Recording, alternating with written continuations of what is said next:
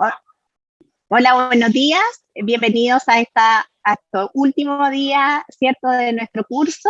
Hoy día, como todas las mañanas de los sábados, va a ser bien variada el tema y vamos a partir con unos temas cortos a cargo de doctoras de clínica alemana. Las charlas hoy van a ser casos clínicos, algunos va a ser esofagitis eosinofílica a cargo de la doctora Lorena Rodríguez. La doctora Rodríguez es gastroenteróloga infantil de clínica alemana y también trabaja en el Hospital San Juan de Dios. Después va a estar el uso racional de antibióticos a cargo de la doctora Daniela Pavés, quien es infectóloga infantil de la clínica alemana y del Hospital San Juan de Dios. Después tendremos el distrés respiratorio en el recién nacido a cargo de la doctora Scarlett Betauer, quien es neonatóloga de la clínica alemana. Y por último, casos clínicos de alergias alimentarias a cargo de la doctora María Eugenia Arancibia, quien es gastroenteróloga de nuestra clínica también. Posterior a eso, vamos a tener una sesión de casos clínicos de pediatría hospitalista que va a moderar la doctora Vinca Basic, quien es residente de pediatría en clínica alemana, es una pediatra hospitalista de nuestra unidad. Después tendremos un breve break y vendrá nuestra conferencia magistral a cargo de la doctora Audrey Odom-John, quien es infectóloga infantil y jefa de la unidad de infectología del Hospital de Niños de Filadelfia. Ella hará una charla en compañía de la doctora Cecilia Poli, quien es inmunóloga infantil de nuestra clínica y jefa del departamento del servicio de inmunología del Hospital Roberto del Río. Esta última sesión va a ser moderada por la doctora Isabel González, quien es la jefa de la UCI pediátrica de nuestra clínica. Al final de cada módulo de los temas cortos, casos clínicos y de la charla magistral, va a haber un momento de preguntas, así que los invitamos a que ustedes puedan mandar sus preguntas, los que estén interesados en participar. Es una buena instancia para recibir un feedback y poder aclarar nuestras dudas. Queremos avisarles también de que la prueba final del curso va a estar arriba en la plataforma el día martes. Así que vuelvo a agradecerles acompañarnos en este último día de nuestro curso. Para nosotros ha sido una tarea un poco difícil, ¿cierto?, poder estar online y de una forma virtual con nuestros colegas del Hospital de Niños de Filadelfia, pero muy contentos de haber podido lograrlo y haber llevado a cabo nuestro curso. Así que los dejo ahora con los temas cortos, ¿cierto?, muy importantes, tips y consejos para la clínica, a cargo de las doctoras que les conté. Vamos a partir con la doctora Lorena Rodríguez.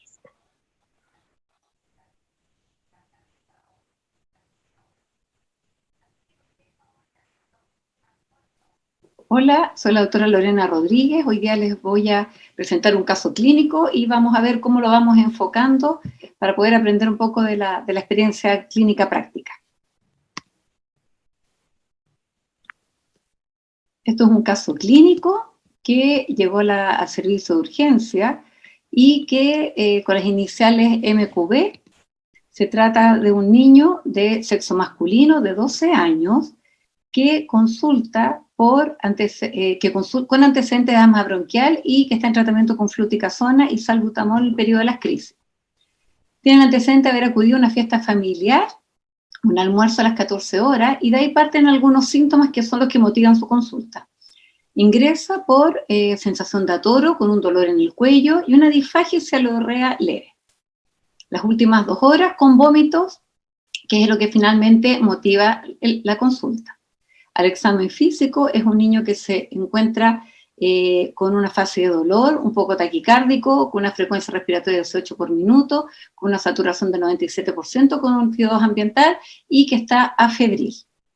En ese contexto se plantea una sospecha de una ingesta de cuerpo extraño, tratando de la relación que teníamos con esta fiesta familiar, o bien una impactación de alimento. En ese sentido, se plantea realizar una endoscopía, que es lo que debiéramos plantearnos nosotros frente a la impactación de un bolo alimenticio en esófago, es realizar el estudio endoscópico de primera línea. Según la guía, depende si el paciente va a estar sintomático o asintomático. Si el paciente está asintomático, como es el caso de nuestro paciente, con dolor, con cefalorrea, debiera constituir una emergencia, o sea, tratar de resolverlo en las 2 horas desde el momento de la presentación. idealmente desde el momento de la ingestión. Si el paciente está asintomático, nos da un plazo de cerca de 24 horas para poder resolverlo, alcanzar los ayunos respectivos y poder programarlo de la mejor manera. Entonces, a nuestro paciente se le realizó una endoscopia alta. Fue evaluado por el gastroenterólogo y al entrar se pesquisa efectivamente nuestra sospecha, que era el ver el resto del bolo alimenticio que estaba obstruyendo el lumen esofágico. Se realiza el retiro del alimento y se trata de empujar un poquitito, incluso un poco hacia el estómago, y se logra visualizar este lumen esofágico, que como ustedes se dan cuenta, se ven verdaderos como arañazo de gato, que va como un verdadero rasguño a lo largo del esófago. Aquí se pesquisa, ahí está ya más lavadito, la misma imagen. Claramente una imagen que no es una imagen normal ni habitual. Entonces, ¿qué es lo que se hace? Frente a la endoscopía, el gastroenterólogo hace la extracción del cuerpo extraño y procede a tomar biopsia. Las biopsias, si ustedes se pesquisan, se fijan acá, este es un esófago que es sano, este es el epitelio escamoso que está sin signos, sin elementos inflamatorios y con una visualización de un esófago donde ustedes ven todo el patrón vascular, se ve un lumen que no está inflamado. En este paciente se realiza la biopsia y se ve prácticamente lo que está en esta figurita acá abajo. Se ve un epitelio que está con acantosis, con papilomatosis, que tiene un poquito de espongiosis, tiene congestión vascular y tiene un aumento de elementos inflamatorios. Se realiza el recuento y, sorpresa, tiene un recuento de eosinófilos de 43 por campo de aumento mayor, lo que es concordante con los hallazgos que se encontraron vía endoscopia. Una vez resuelto esto, se plantea un estudio complementario que incluso se puede hacer en forma ambulatoria. Se realiza un hemograma que está normal, un perfil bioquímico, lipídico y tiroideo que resulta normal. Y se plantea también, dado el antecedente que tenía un asma bronquial y dado los hallazgos que habíamos encontrado con estos eosinófilos aumentados, se plantea hacer estudio de algunas inmunoglobulinas y resulta una inmunoglobulina E positiva para maní, positivo moderado, y una IgE positiva para soya. Algunos conceptos generales. Frente a la impactación de un bolo alimenticio en el esófago, es importante acordarse que puede afectar tanto a niños como a adultos y que se puede asociar a distintas entidades patológicas. Una es la esofagitis eosinofílica, estenosis péptica, acalasia y otros trastornos de motilidad. Vamos a hablar un poco de la esofagitis eosinofílica. Es una enfermedad que es emergente, se refiere a la inflamación crónica, progresiva e inmunomediada de la mucosa esofágica. Es más frecuente en varones, tiene un ligero predominio en la población caucásica, los síntomas varían con la edad, como lo vamos a ver más adelante, y su manejo presenta varios desafíos y que han ido variando a lo largo a lo largo de los años. Entonces, ¿qué síntomas produce la esofagitis eosinofílica? La esofagitis eosinofílica puede presentar síntomas tanto en lactantes como preescolares, como en niños y adolescentes, que probablemente se van a parecer más a lo que es la población de adultos. En lactantes y preescolares puede tener signos que nos recuerden reflujo gastroesofágico, náuseas, regurgitaciones, pero tal vez los hallazgos más importantes o los antecedentes que más nos van a llamar la atención es el rechazo a la alimentación que los papás refieren y la falla de medro, o sea, hay como un estancamiento en su velocidad de crecimiento y es una campanita que tenemos que considerar. También se puede asociar a dolor abdominal, presencia de tos con la alimentación.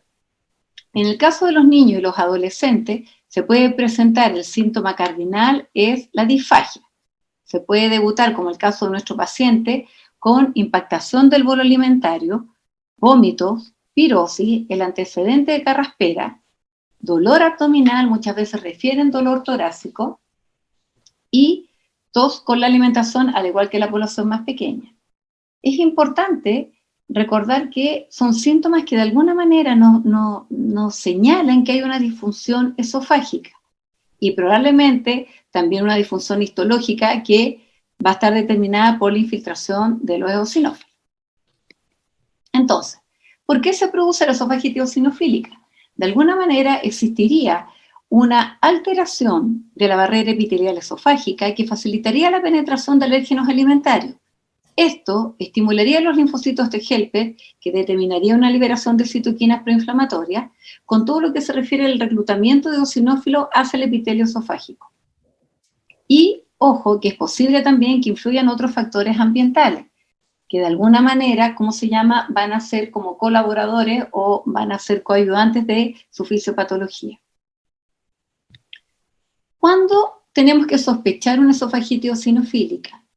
Frente a antecedentes tanto personales como antecedentes familiares. Dentro de los antecedentes personales importantes de destacar son el asma bronquial, antecedentes de rinitis alérgica o rinoconjuntivitis alérgica, presencia de eczema atópico, de dermatitis atópicas de larga data que son de difícil manejo, sensibilización, antecedente de sensibilización a aeroalérgenos o el antecedente de una alergia alimentaria que es mediada por IgE, y bien cuando existen antecedentes familiares de primer grado. ¿Cuáles son los criterios diagnósticos? Para el diagnóstico de esofagitis eosinofílica se requiere la presencia de todos los criterios diagnósticos que les señalo a continuación. 1. Síntomas de disfunción esofágica, que ya los conversamos. La inflamación esofágica eosinofílica demostrada por la biopsia, con un recuento mayor o igual a 15 eosinófilos por campo de aumento mayor, y que solamente afecta al esófago. Y algo muy importante que es la exclusión de otras causas de eosinofilia, como son todas las que se señalan acá: gastritis, enfermedad por reflujo gastroesofágico, presencias de acalasia, infecciones, trastornos del tejido conectivo, algunas patologías dermatológicas, por ejemplo los pénfigos, esofagitis inducidas por fármacos, enfermedades injerto contra huésped, dependiendo de qué paciente se trate. ¿Cómo se trata? Debe tratarse de inmediato de manera adecuada, y no solo para prevenir la impactación del alimento, sino que también para reducir el riesgo de la fibroestenosis, que es la complicación que debiéramos tratar de evitar, ¿ya? Se basa esencialmente en 3 pilares fundamentales: la medicación o drogas o fármacos, la dieta y la necesidad o no de dilatación. ¿Cuánto tiempo? Vamos a tener un tratamiento que va a ser de inducción de 8 a 12 semanas, que después va a requerir una evaluación endoscópica e histológica, y posteriormente un tratamiento de mantención que va a depender, dependiendo cómo ha sido la evolución de estos pacientes. Entonces, ¿qué pasa con los fármacos? Tenemos, básicamente, con respecto a los fármacos, 2 grandes fármacos que son los inhibidores de bomba de protones y los corticoides.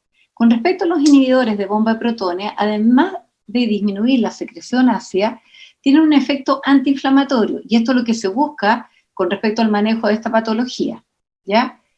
La idea, básicamente, se ha visto que con el tratamiento de inhibidores de bomba uno puede llegar incluso a una remisión del 70% después de un año de seguimiento, ¿ya? ¿Qué inhibidores de bomba? Cualquiera de los que ya conocemos: el omeprazol, el esomeprazol, el lansoprazol, en dosis de inducción de 1 a 2 miligramos por kilo, con una dosis de mantenimiento que habitualmente es de 1 miligramo por kilo y una vez al día. La dosis de inducción 2 veces al día. ¿Cómo se administra? 15 a 20 minutos antes del desayuno y la cena. Importante recordar que todos los fármacos no están exentos de complicaciones o de reacciones adversas. Por eso considerar la presencia de cefalea, de diarrea, reacciones urticariales o eventualmente que pudieran aumentar las infecciones tanto respiratorias como digestivas frente al uso de ellos, al igual que la presencia de ferropenia. Corticoides. Los corticoides, se promueve el uso de corticoides tópicos que son deglutidos. ¿Qué corticoide? El propionato fluticasona. Es importante considerar el uso sobre todo frente a disfagia grave, pérdida de peso significativo o presencia de estenosis, ¿ya? Con respecto a los corticoides, es importante que hacen una acción local en el esófago y tienen una eficacia importante en un alto porcentaje de los pacientes. Por lo tanto, es importante en las dosis que están ahí y considerando tanto la dosis de inducción como la dosis de mantenimiento. ¿Qué pasa con respecto a la dieta de eliminación? La segunda D. La idea de la dieta de eliminación se promueve de alguna manera restringir algunos alimentos que desencadenan o eliminarlos de la dieta a largo plazo.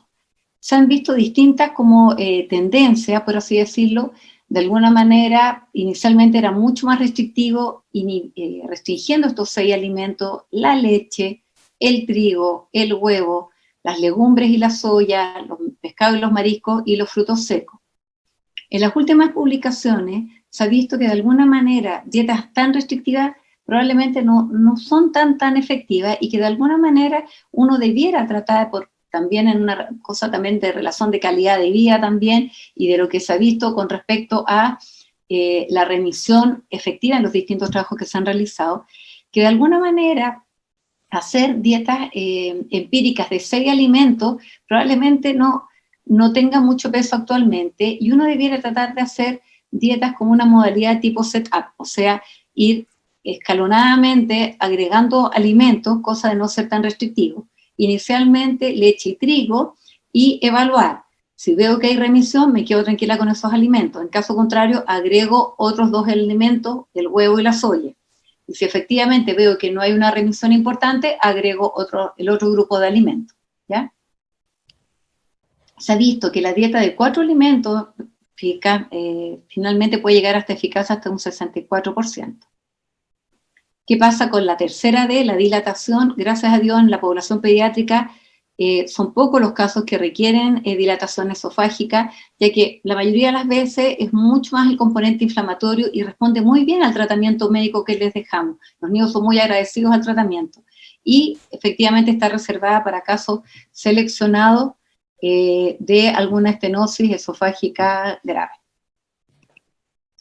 Este es el algoritmo terapéutico que lo que busca, ¿cómo se llama?, es de alguna manera ordenarnos, una vez que yo tengo demostrada mi esofagitis eosinofílica, considerar todas mis opciones terapéuticas que hablamos: los inhibidores de bomba, los esteroides de glutido y la dieta de exclusión. Y dependiendo si tengo remisión histológica o no, con persistencia de síntomas o no, es como yo voy a ir manejando mi dieta de exclusión. Voy a hacer un tratamiento más a largo plazo. ¿En qué momento yo planteo replantear mi evaluación endoscópica, si la tengo que adelantar o no? ¿Cuáles son los signos de alarma? Si un paciente ya diagnosticado y tratado vuelve a sentir dificultad para tragar, o vómitos o quemazón, tiene que llamar la atención a los padres. O bien, si en algún momento el niño siente, o el adolescente, que al tragar la comida se le queda atascada, uno debe acudir a un servicio de urgencia más cercano, contar de que el niño tiene antecedente de una esofagitis eosinofílica, y por lo tanto se valorará el tratamiento médico o la extracción del alimento mediante endoscopía, según amerite cada caso. Esta es la bibliografía que quiero compartir con ustedes, bibliografía que está bien clara, esquemática, y cualquier duda ahí la discutimos más adelante. Muchas gracias, Lorena. Súper claro y súper interesante. Mira, a mí me surge una pregunta, o sea, una inquietud y una duda que creo que sería bueno aclararlo. En la parte como clínica, nosotros muchas veces estamos frente a pacientes que tienen el diagnóstico de alergias alimentarias, ¿cierto? Sin llegar a la disfagia, que creo que es un síntoma muy claro que nos haga ir directamente a la endoscopía. ¿Qué otras cosas como de alarma se le podría decir al pediatra o al médico que trabaja con niños para pensar que hay que hacerle una endoscopía para descartar o para buscar la esofagitis eosinofílica? Básicamente, buenos días. Básicamente corre en lo que hablábamos cuando están los síntomas diferenciales, que probablemente los niños más grandes son los más claros de definir síntomas, ¿eh? Pero el rechazo de la alimentación como signo de alarma, como en todas las cosas, y el estancamiento, diga, la falla de crecimiento, y creo que son los 2 tips que los traté como de marcar, y de hecho en los slides, porque en realidad, diga, yo creo que el hecho que rechaza alimentación o mucha cialorrea, diga, hay niños lactantes que son buenos para juntar saliva, y uno dice, no, que es por los dientes, y otra cosa, pero sí, eventualmente está la dermatitis eczematosa, está el antecedente, ¿cómo se llama?, de que en realidad tiene una alergia alimentaria. Ahora, ojo, la mayoría de los niños, sobre todo los lactantes chicos, es una alergia a proteína de leche vaca, probablemente como primera opción, son mediadas por células, probablemente no va a ser tan claro que no va a ser indicación de hacer endoscopía, pero en los niños que en el tiempo, yo creo que hacen esas 2 cosas, rechazo a alimentación persistente o fallas de medro, probablemente en esos niños uno va a hacer el clic de ir a buscarlo en algún momento dirigidamente. Perfecto, súper claro. Muchísimas gracias, Lorena, por participar en el curso. Para nosotros siempre es un gusto tenerte. Así que si va surgiendo alguna otra pregunta en el chat, yo te voy a ir preguntando en el correr de la mañana. Ahora vamos a seguir con la próxima presentación, que está a cargo de la doctora Daniela Pavés. Como yo les había comentado, ella es infectóloga infantil y va a hablar sobre el uso racional de antibióticos.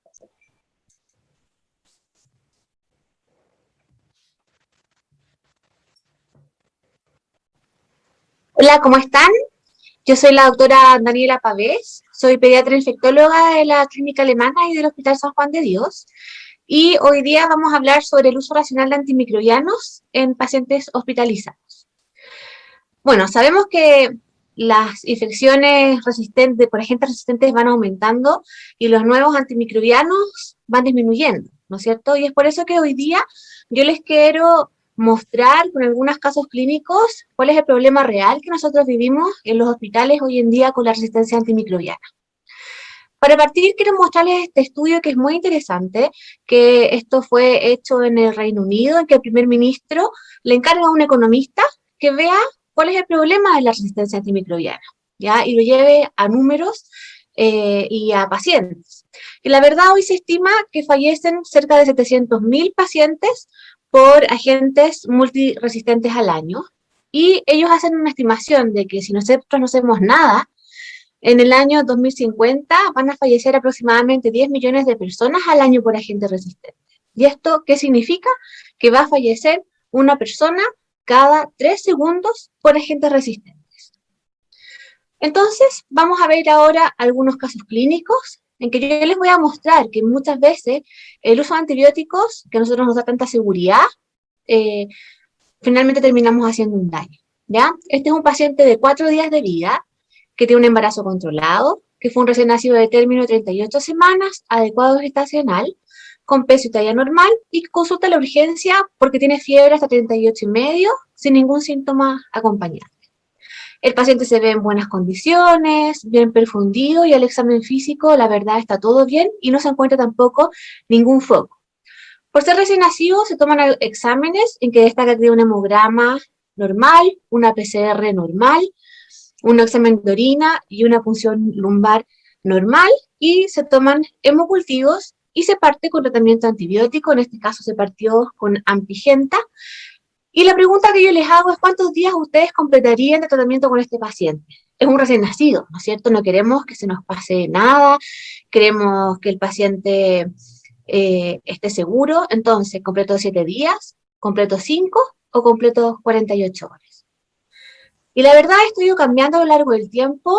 Antes completábamos 7 días, después 5, y la verdad, hoy sabemos que la respuesta correcta es 48 horas en espera de los hemocultivos.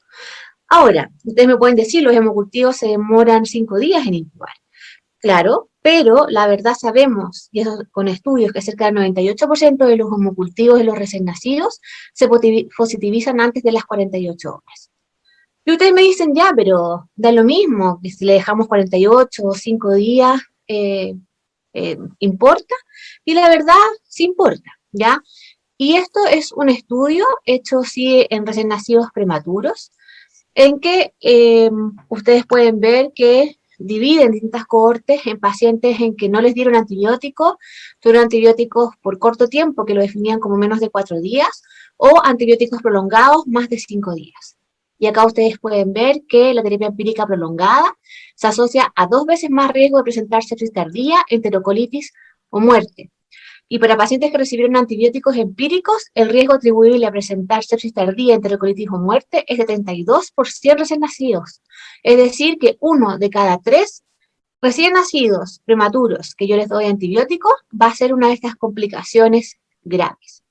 De hecho, hay otros estudios que incluso muestran cómo cada día de uso de antibióticos mi aumento en mortalidad es importante.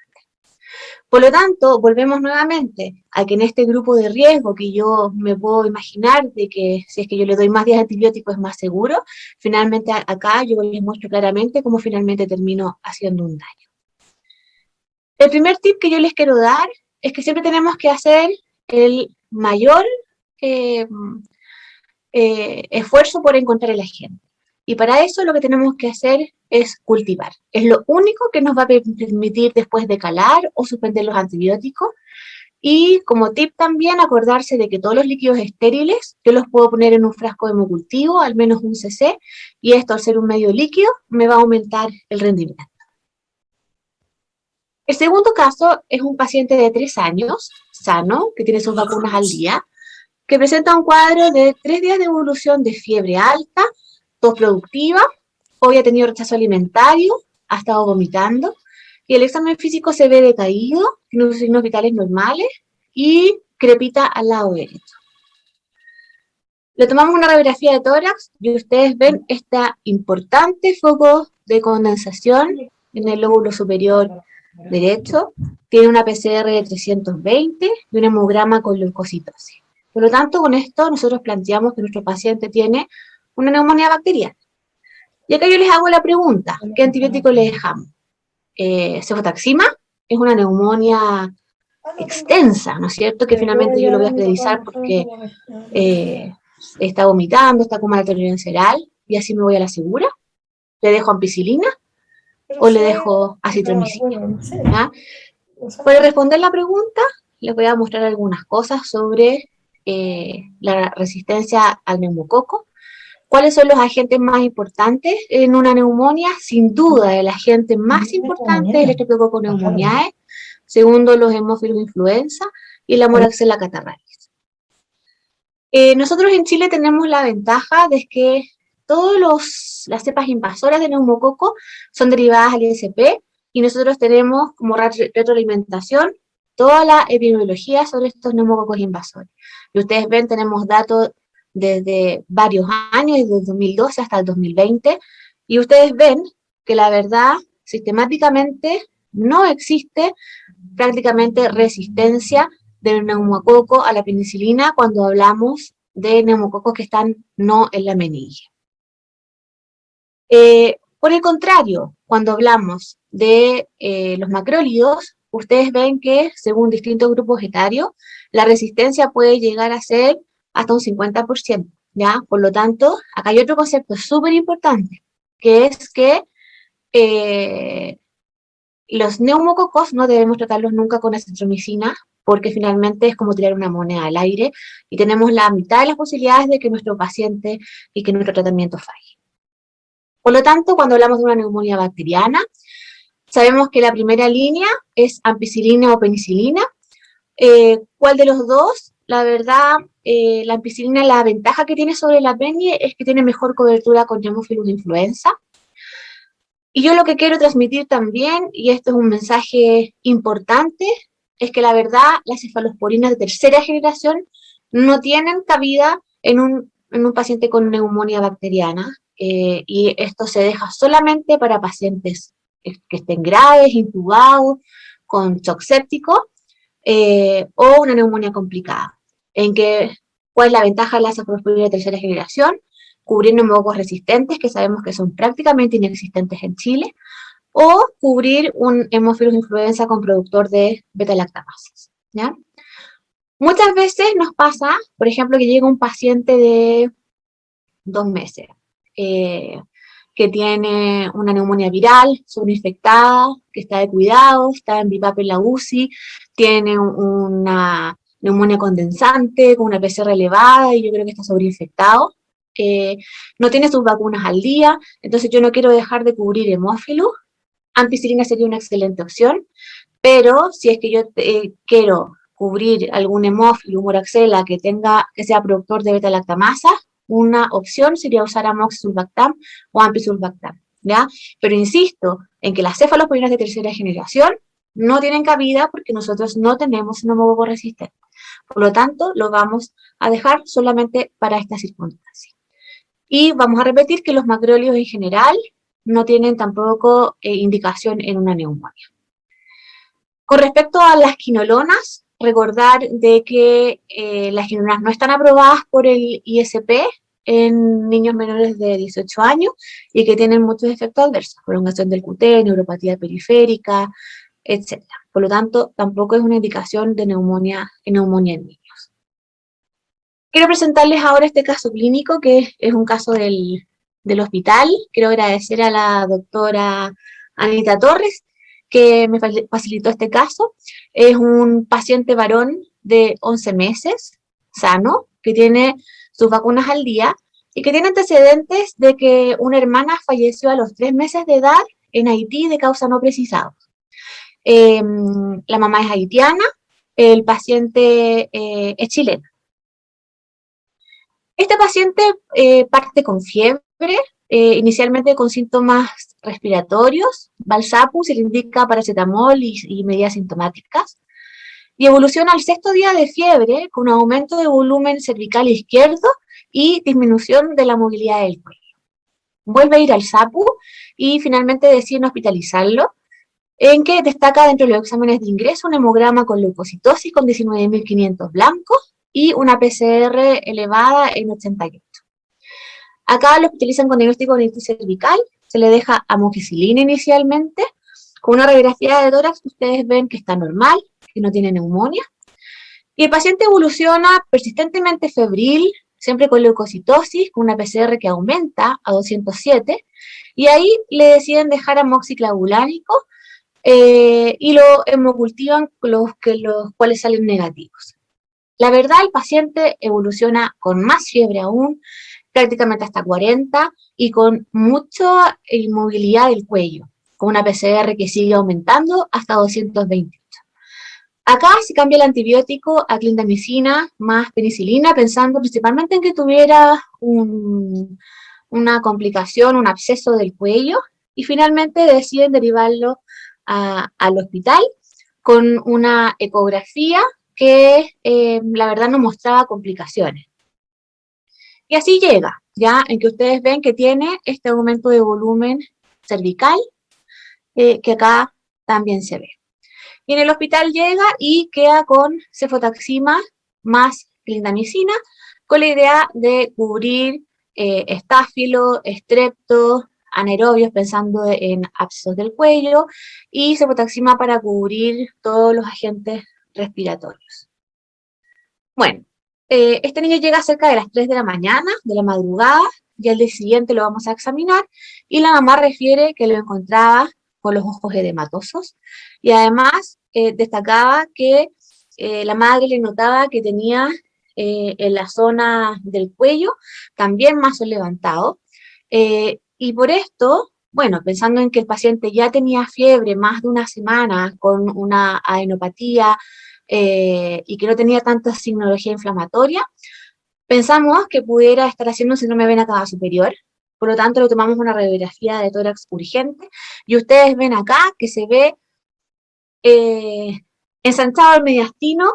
No sabíamos si esto era una cardiomegalia o un ensanchamiento mediastínico, así que le hicimos un ecocardio y un escáner, ya en que el ecocardio muestra un derrame pericárdico moderado, y en el TAC de cuello se veía un absceso cervical posterior con compromiso retrofaringio y con extensión al mediastino. Bueno, el paciente obviamente se fue a la UCI, finalmente se intubó, cursó con un shock séptico y se drena este absceso, que da salida a 10 cc de pus, y esto se cultiva, y lo que aparece es un Staphylo aureus que es resistente a oxa. Este paciente nunca había estado hospitalizado, la familia tampoco, y esto quiero que les llame la atención. Ya un paciente que viene de su casa, que tiene un Staphylo aureus que es resistente a oxacilina, esto tiene un nombre y es el Staphylococcus aureus meticino resistente de la comunidad. Que es importante conocerlo porque es un estafilococo que genéticamente es distinto a los estafilococos del hospital, y que cada vez que ustedes vean un estáfilo resistente que viene de la casa, ustedes deberían avisar al laboratorio para que esta cepa sea enviada al ISP y para hacer estudio de estáfilo resistente de la comunidad. Este paciente se trató finalmente con vancomicina, más metronidazol para cubrir anaerobios, completó 21 días de antibiótico. La verdad, hoy está en muy buenas condiciones y tiene un TAC de control que no tiene colecciones. El estáfilo resistente en la comunidad, el primer reporte ocurre en Australia en el año 93 en un paciente aborigen, y la característica que tiene es que es altamente invasiva. Lo más común es que se produzcan infecciones de piel y partes blandas, pero puede progresar rápidamente a enfermedades graves como neumonía necrotizante, sepsis o fasciitis necrotizante. Esta resistencia está en este gen, que es el gen MECA, que lo que hace es que codifica para una PDP que no es afín a los beta-lactámicos. Y por lo tanto se hace resistente a cloxacilina y también a todos los beta-lactámicos. Así que ojo, porque muchas veces usamos cefalosporinas de primera para tratar infecciones de piel. Un estafilococo que es resistente a PENI también es resistente a cefalosporinas de primera. Y lo que tienen de característico es esta leucocidina de Panton Valentine, que lo que hace es que degranula los neutrófilos y todo este producto de degranulación es lo que va a producir necrosis de los tejidos. Ahora, se han descrito brotes, por ejemplo en el Roberto del Río, están publicados brotes con 5 pacientes con estafilo resistente en la comunidad, y la verdad la Sociedad Chilena de Infectología dice que sigue siendo nuestra primera línea para infecciones de piel, cloxacilina, pero sí debemos estar atentos a las evoluciones tórpidas y a tomas de cultivos en estos casos. Otro paciente es un paciente pretérmino de 27 semanas, que tuvo complicaciones de recién nacido. A los 7 días de vida presenta deterioro clínico, distensión abdominal, aumento de PCR y tiene un hemocultivo positivo a una Caucasia gram positiva. Y por lo tanto tiene, finalmente se aísla un Staphylo aureus y que era meticilino resistente. Parte con vancomicina. Como es una infección asociada a catéter, se hace un ecocardio que muestra una vegetación y por lo tanto nuestro paciente tiene una endocarditis infecciosa por Staphylo aureus meticilino resistente. Y esto es importante porque en el fondo tenemos un paciente de 27 semanas que ya tiene alta mortalidad y morbilidad y nosotros le estamos agregando, por no usar bien los antibióticos o por no usar las precauciones universales o adicionales, una infección por agente resistente. Y da lo mismo tener un agente resistente o no, y en este caso claramente no da lo mismo. Esto es uno de los varios estudios que muestra de que la verdad una bacteriemia por Staphylo aureus tratada con vancomicina tiene una mortalidad hasta de un 30%. Por lo tanto, y esto también para que se acuerden, cuando nosotros tenemos que elegir entre la cloxa y la vanco, no hay dónde perderse. El mejor antiestafilocócico es la cloxacilina y para los varones, para que no se olviden, también lo mismo, ¿ya? Sin duda vamos a elegir la cloxa. Y esto es solamente para que ustedes se den cuenta de lo inteligente que son las bacterias. Ya en el año 41 aparece la penicilina, podemos tratar las infecciones antiestafilocócicas. Un año después aparece la primera cepa resistente a penicilina. Se disemina, nos quedamos sin cómo tratar las infecciones por estáfilo, y en el año 61 aparece la meticilina, y 2 años después aparece la primera cepa resistente a penicilina. Después esto se disemina, llega a Chile, en Estados Unidos ya no hay como nuevamente mucha resistencia, aparece en el año 93 el primer estáfilo resistente de la comunidad y posteriormente en el año 97 el primer estáfilo intermedio a vancomicina y en el 2002 el primer estáfilo resistente a vancomicina. Y para terminar vamos a ver unos casos de gram negativos, que este es un paciente de 1 año 6 meses con antecedentes de una infección urinaria, hospitalizado a los 6 meses de edad por esta ITU, con una eco de abdomen normal, no tenía más estudios, y consulta por un cuadro de 2 días de fiebre sin otro foco. Dentro de los exámenes destaca una PCR de 80 y un examen de orina alterado, por lo tanto nuestro paciente tiene una pielonefritis aguda. Y acá nos preguntamos qué hacemos, ¿no es cierto? Son infecciones del día a día y probablemente tenemos 2 opciones. Una es dejar cefalosporinas de tercera generación y la otra es amicacina. Yo los quiero convencer de que uno es mejor que otro. Bueno, este paciente quedó con cefalosporinas de tercera, quedó con cefotaxima, y la verdad a las 72 horas el paciente persiste febril. ¿Y qué hacemos? Vamos a ver el resultado del urocultivo, y ustedes ven que tiene una Klebsiella pneumoniae que es BLE, o sea, productora de beta-lactamasas de espectro extendido. ¿Qué es eso? Ustedes ven acá un gráfico, el beta-lactámico entra por la purina al espacio periplásmico, aquí se encuentra con la beta-lactamasa que hidroliza el anillo beta-lactámico y después ya no se puede unir a las PBP y por lo tanto no puede ejercer su acción. Estos son datos chilenos y la verdad, si ustedes ven sensibilidad empírica a la amicacina, cerca de un 99%, versus la cefalosporina de tercera generación, que la sensibilidad es mucho peor. Cada vez hemos visto más BLES de la comunidad. Hay recién nacidos que, no sé, llegan, se hospitalizan al mes de vida por ITU, bacteriemia por E. coli BLE. Por lo tanto, en general, la amicacina es un medicamento que si lo usamos bien, es un medicamento seguro, que llega bien al riñón y por lo tanto, y además es uno de los medicamentos que más posibilidades tenemos de acertar con el agente. Esto solamente para que se acuerden de que las beta-lactamasas, ¿no es cierto?, tenemos estas 4 clases, y en estas clase A tenemos las beta-lactamasas comunes, que son, por ejemplo, las que hacen que el hemófilus sea resistente a ampicilina, las BLE, que son las de espectro extendido, que le dan resistencia a todas las cefalosporinas, y las carbapenemasas, dentro de eso tenemos varias, pero quiero que las que se acuerden son las KPC, que les van a dar resistencia a todos los carbapenémicos.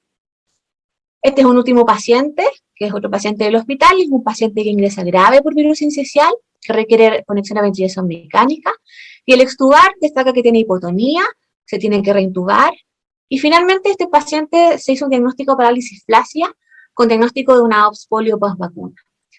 Estaba multiinvadida, con muchos esquemas antibióticos, presenta nuevamente deterioro clínico, fiebre, aumento de PCR, y se aísla finalmente un hemocultivo positivo a una Klebsiella resistente a carbapenémico. Esto creo que también les llame siempre la atención. Cualquier enterobacteria resistente a carbapenémicos, esto puede ser una KPC o una carbapenemasa. Y eso es una urgencia infectológica.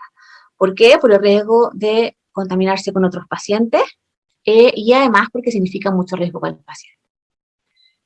Finalmente, esta se pasa por el SP, se aisló una Klebsiella productora de KPC, significó cerrar la unidad, estudio de vigilancia, mucho desgaste del personal, costo económico y un tremendo riesgo para el paciente. Acá ustedes ven reportes de mortalidad de distintos países y en general la mortalidad es cercana a un 50%. Y eso nuevamente es por usar mal los antibióticos. En Chile ya tenemos detección de KPC, hemos tenido incluso brotes en distintas situaciones por KPC y tenemos también KPC en pseudomonas. Y esta es una última alerta que ya en el año 2015 aparece o se describe este gen MCR1 que da resistencia al colistin, que es plasmidial y por lo tanto es transmitible de una bacteria a otra, que está en los pacientes y también está en el ambiente. Ya está en Ecuador, está en Argentina, en Colombia, en Estados Unidos. Y ya con esto, la verdad, se nos van acabando claramente todas las otras opciones de tratamiento. Y por eso la idea es mostrarles esto para entender de que finalmente esto es una realidad, es lo que vivimos día a día. Y finalmente es nuestra responsabilidad el uso racional de los antimicrobianos.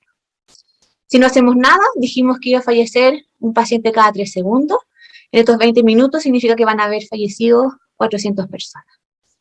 ¿Qué podemos hacer? Como ya dijimos antes, siempre cultivar, decalar lo antes posible, educar a la población. El mejor médico no es el que le da más antibióticos, quizá todo lo contrario.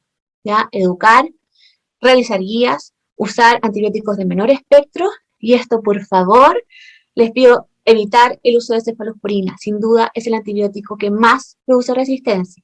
Cada vez que yo voy a usar una cefalosporina, debo pensar si no tengo otra alternativa. Por lo tanto, es nuestra responsabilidad el uso racional por todos nuestros pacientes. Debo hacer esfuerzo en encontrar el agente etiológico, conocer nuestra epidemiología para iniciar el tratamiento empírico más racional, decalar lo antes posible y cumplir siempre las precauciones estándar y adicionales. Muchas gracias. Muchísimas gracias, doctora Pavés, por la presentación. La verdad es que yo no me canso de escuchar esta presentación, creo que es fundamental en nuestra práctica clínica y quería que nos hicieras, mirando desde el aspecto hospitalizado, ¿cierto? Que justo esta semana la pediatría hospitalista ¿qué relevancia tiene el desarrollar guías clínicas o protocolos de manejo en cada institución, es decir, guías locales para el manejo de las distintas enfermedades? ¿Y cómo repercute esto en poder usar racionalmente?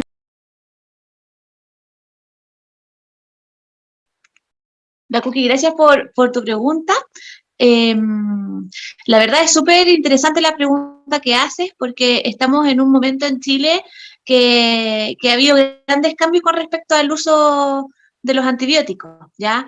Ustedes saben que en diciembre del año pasado salió una norma sobre el establecimiento de un programa de optimización de antimicrobianos que debe estar en todos los hospitales en Chile, ¿ya?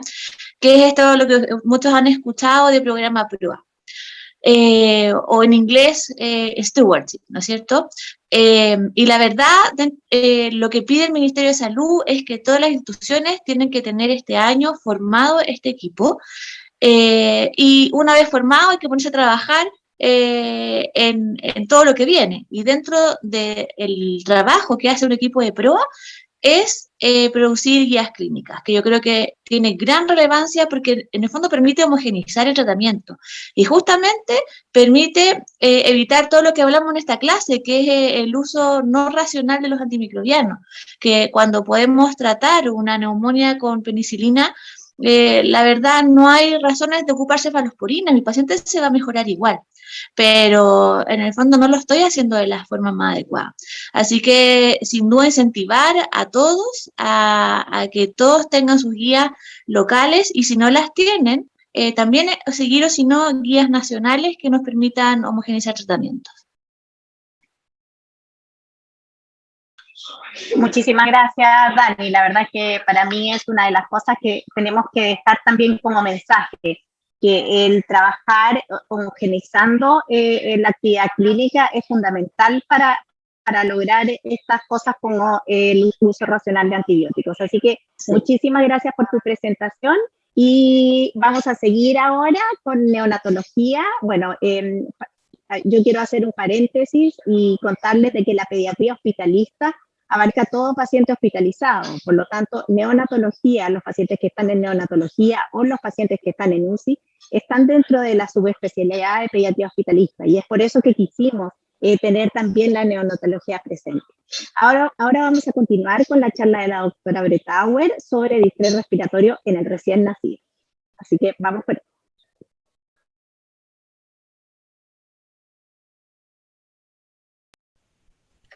Hola, buenas a todos. El tema que vamos a hablar ahora es el síndrome de dificultad respiratoria en el recién nacido, que la verdad es un desafío poder abarcar un tema tan importante en un tiempo tan acotado.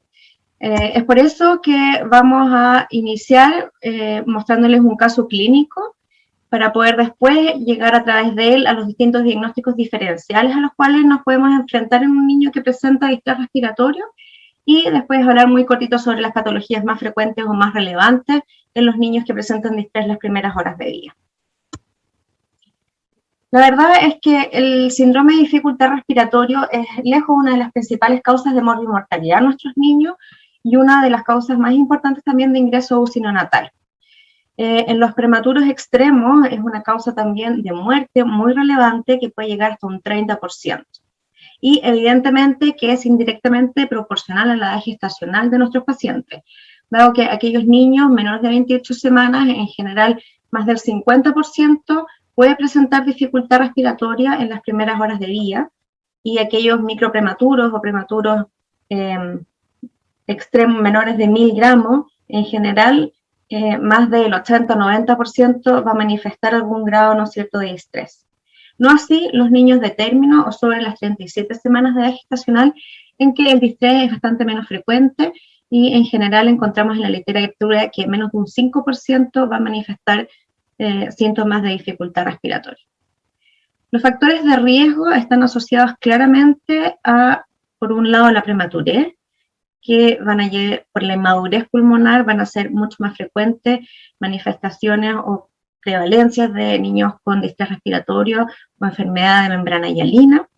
Y la cesárea es otro factor de riesgo bastante frecuente, dado que los niños que nacen por cesárea tienen un clearance de barrido del líquido, bastante más enlentecido, dado que no existe esta estimulación adrenérgica que sí lo presentan los niños que nacen por partos vaginales. Y otro factor importante, sobre todo en los niños prematuros, es el uso de corticoides prenatales. Ya desde los años 70 nosotros sabemos que los corticoides aceleran la maduración tanto morfológica como bioquímica del pulmón, y esto hace también que empiece a aumentar la producción de surfactante a nivel del neumocito tipo 2, que está presente ya al final de la etapa canalicular, alrededor de las 23-24 semanas, y por lo tanto cumple un rol muy importante para disminuir la incidencia de enfermedad de membrana hialina, ¿no es cierto?, y de distrés respiratorio secundario. Así el niño o pretérmino tardío o niño de término, los corticoides también podrían tener un rol mejorando el volumen y la compliance pulmonar, disminuyendo la permeabilidad vascular, produciendo también cambios estructurales a nivel del pulmón. Ahora, en general, ¿no es cierto?, nosotros no vemos que los niños que nacen por cesárea reciben corticoides, porque los beneficios versus los riesgos a largo plazo, la verdad es que hasta ahora no se han demostrado y no es una conducta que se recomiende en forma rutinaria. Entonces vamos a ver el caso clínico. El niño que vamos a evaluar es un hijo de una madre con una diabetes gestacional, en que no se pudo realizar el cultivo Streptococcus grupo B, y sí tiene cargas de ARL y VIH negativo. El resto del embarazo sin ningún problema, y como vemos aquí, nace por una cesárea, y es un niño de término de 39 semanas, de un peso adecuado y que nace en buenas condiciones, con un Apgar 9 de 10. Sin embargo, a los 10 minutos de vida, este niño inicia un quejido que es muy llamativo y evoluciona con una retracción subcostal que empieza a ser cada vez más importante. Por lo tanto, lo evaluamos en nuestra sala de transición o muchas veces mismo en el pabellón junto a sus padres, y lo monitorizamos y encontramos que es un niño que está saturando 85%, con una frecuencia respiratoria que está elevada en 85, frecuencia de 158 y con una temperatura de 36,8. Ahora, con estos mismos antecedentes, teniendo el mismo escenario desde el punto de vista perinatal, vamos a ver que este niño no tiene distrés inicial, sino que su evolución es completamente fisiológica. De hecho, las primeras 48 horas se puede alimentar con leche materna exclusiva y se da de alta junto a su madre. Sin embargo, este niño del caso 2 llega al 7º día al servicio de urgencia por un cuadro de distrés respiratorio importante, en el cual lo vamos a evaluar y constatamos que presenta retracción, quejido y además una desaturación que llega hasta 80%, con una frecuencia respiratoria de 85, taquicárdico y con una temperatura de 37,8. En nuestros niños, en los dos escenarios, como podemos escuchar, es un niño que tiene un quejido audible muy notorio, con una retracción subcostal, que si vemos con más detalle tiene además retracción supraesternal y muchas veces también acompañado un aleteo nasal que es muy notorio. Por lo tanto, el distrés respiratorio se define como un niño que tiene una frecuencia por sobre 60, en general asociado además a taquicardia, definida como una frecuencia de sobre 160, latidos por minuto, retracción, aleteo nasal, quejido y hipoxemia. Entonces, frente a este escenario, tenemos la verdad que al distrés pueden asociarse muchísimas causas. Entre ellas tenemos principalmente las pulmonares, pero también muchas otras causas que son extrapulmonares y también muy frecuentes en el recién nacido. Por lo tanto, nos planteamos frente a una situación con múltiples diagnósticos diferenciales y en que la historia clínica, la historia perinatal, nos va a dar muchas veces algunos datos que son fundamentales, así como también el examen físico y la evolución del paciente, ¿ya? Los exámenes complementarios, además, al final van a terminar, va a ser el diagnóstico. Dentro de las causas pulmonares, quiero nombrar aquellas que son las más prevalentes en los niños y que en general inician síntomas ya desde el nacimiento o a los pocos minutos, como vimos en el caso número 1, que son la taquipnea transitoria, la enfermedad de membrana hialina, o también descrita en la literatura como distrés respiratorio del recién nacido, el síndrome aspirativo meconial, neumonía, neumotórax, hipertensión pulmonar, ¿ya? Y ahí, entre otras, que están descritas. La displasia, el déficit congénito surfactante, la verdad es que tienen una prevalencia muy, muy baja. Y otras, como las malformaciones pulmonares, entre ellas secuestros, malformaciones adenomatoides quísticas en general, tienden a manifestar síntomas respiratorios algunas horas después del nacimiento, incluso días después. Y después salimos de las causas pulmonares a estas múltiples otras causas, entre las que destacan, ¿no es cierto?, principalmente las cardiopatías congénitas, que yo creo que es el diagnóstico diferencial más desafiante dentro de las primeras horas, dado que el manejo es completamente distinto y requerimos, ¿no es cierto?, iniciar de manera precoz y oportuna la infusión de prostaglandina. Y sabemos que puede estar el contexto de cardiopatías cianóticas y cardiopatías que no son cianóticas y que pueden manifestarse perfectamente solamente con un distrés sutil.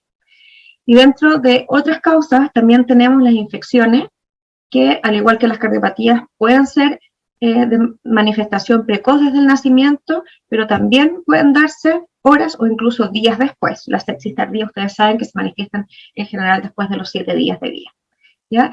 Y situaciones muy sutiles o causas muy sutiles, como por ejemplo los trastornos de la termorregulación, como la hipotermia en un niño en las primeras horas de vida, se puede manifestar también con un distrés respiratorio. Entonces, podemos ver un niño que está quejándose, como en el niño que vemos en el video, y que solamente ese distrés está dado porque no ha logrado termorregular, y a los pocos minutos u horas puede que se dé por completo, ¿ya?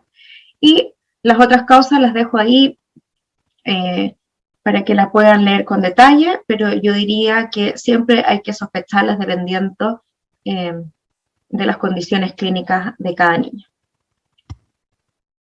Entonces, hablar un poquito de las patologías más frecuentes, entre ellas la taquipnea transitoria, ¿no es cierto?, que en general lo vemos en un niño que no tiene antecedentes muy relevantes.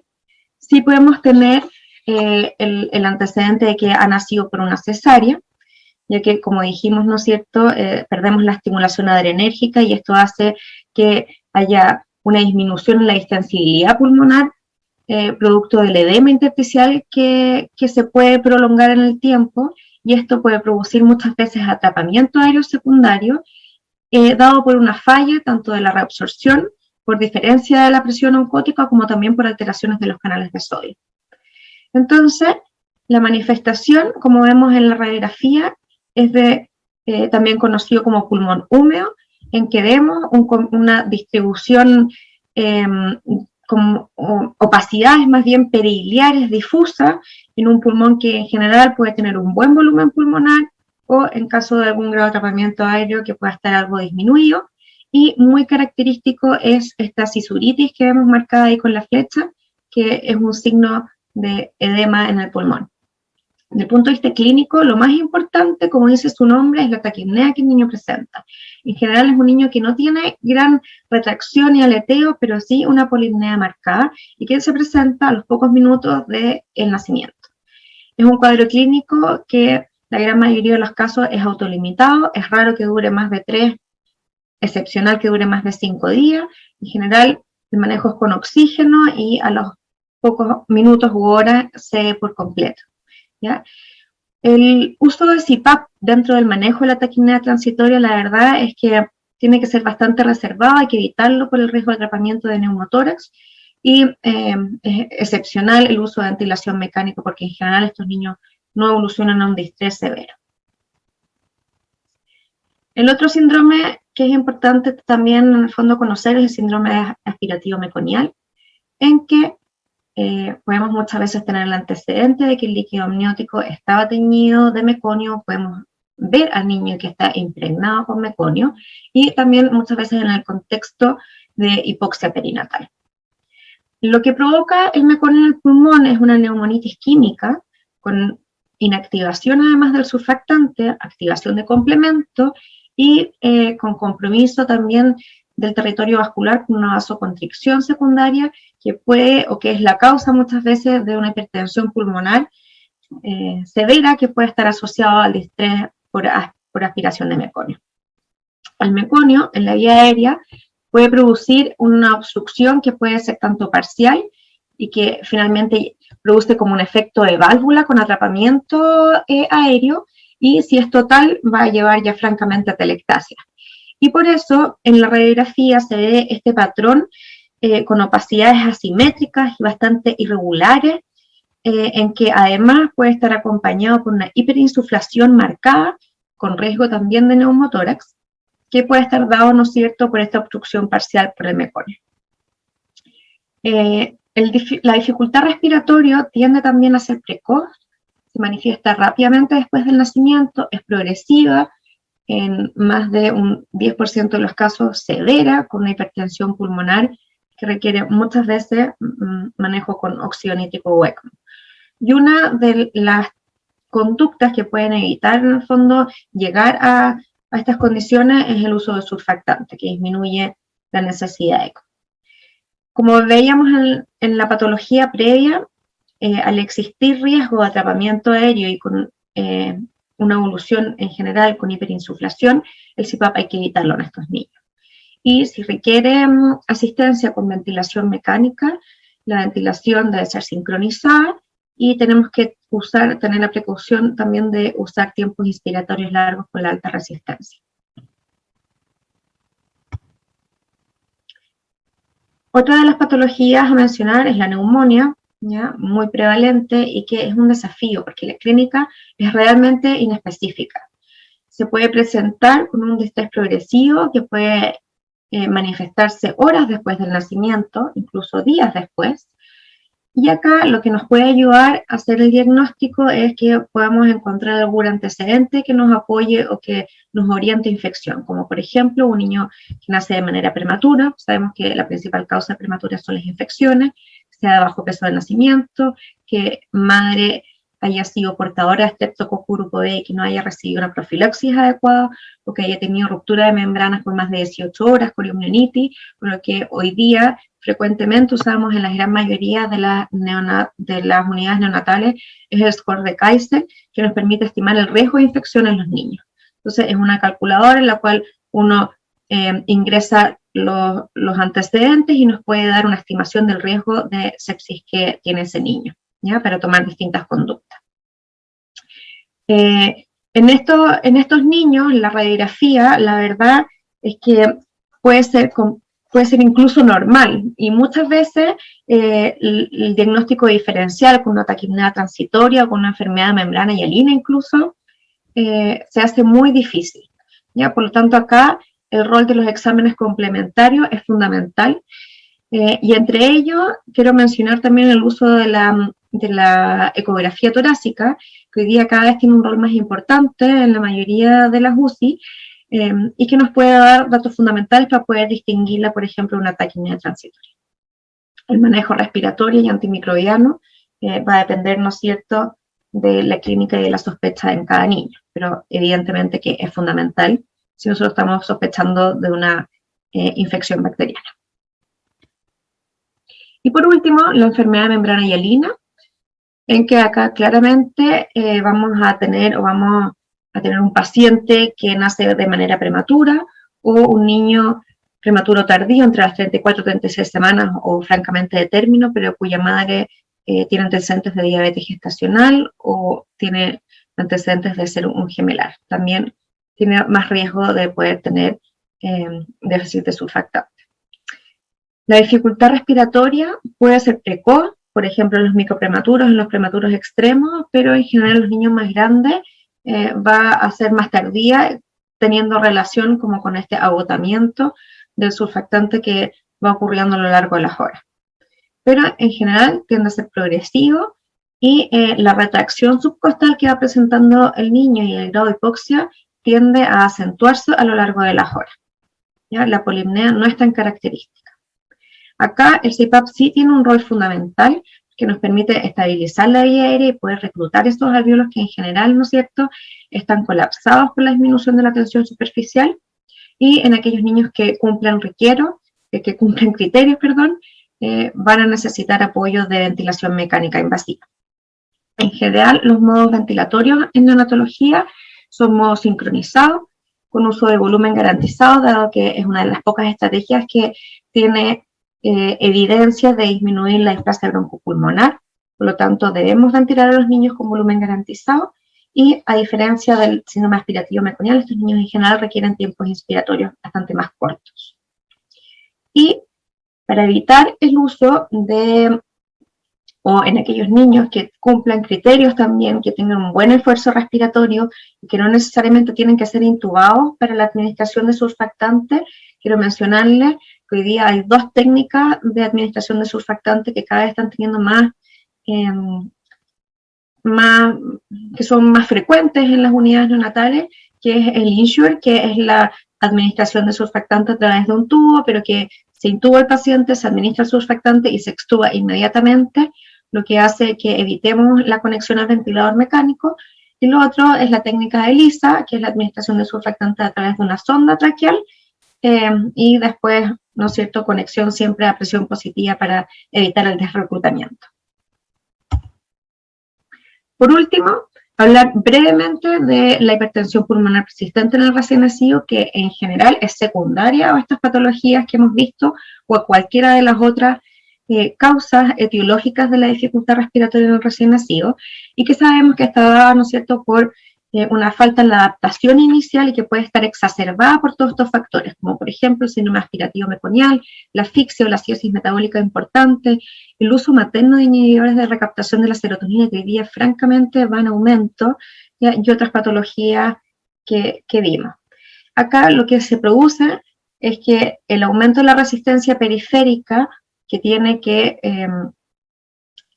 ir, ¿no es cierto?, alcanzando la presión pulmonar, que en el feto está muy aumentada y que una vez que nace, producto de la vasodilatación del oxígeno, empieza a disminuir en el recién nacido, no se da, ¿no es cierto?, y la presión pulmonar sigue alta, producto de esta vasoconstricción, lo que da en general una hipoxia mantenida, producto de que el shunt en general, a través tanto del foramen como del ductus arterioso persistente, está dirigido desde la arteria pulmonar hacia la aorta. Y esto se puede objetivar a través de la ecocardiografía de manera precoz, en la cual vamos a visualizar una insuficiencia tricuspida marcada que nos permite poder medir el gradiente, poder tener una estimación de la presión pulmonar, ¿no es cierto?, que tiene ese niño en ese minuto, y también esta desviación del tabique del ventrículo derecho, que también puede disminuir el gasto cardíaco del lado izquierdo, y que también es muy patognomónico de los niños que tienen hipertensión pulmonar severa.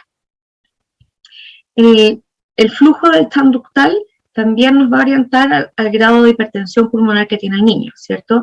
Porque si la hipertensión pulmonar es suprasistémica, el shunt va a estar en general todo de derecha a izquierda y no de manera bidireccional como vemos en esa foto. Entonces, a modo muy general, nos enfrentamos a un niño con distrés respiratorio. Si es leve, lo observamos, lo monitorizamos inicialmente y la gran mayoría tiende a resolverse espontáneamente, lo que nos hace plantear que estamos frente a un niño evolucionando con un distrés transitorio, con un pulmón húmedo, y que probablemente esto no va a requerir mayores cuidados que los rutinarios y que ese niño se va a ir con su madre a la pieza. Si es que no se resuelve de manera espontánea, probablemente lo vamos a apoyar con oxígeno de manera transitoria. Vamos a hacer algunos exámenes complementarios como gases para ver el grado de hipoxemia y una radiografía de tórax. Y si es que el deterioro respiratorio es progresivo, derivamos o ingresamos al paciente a la unidad de cuidados intensivos.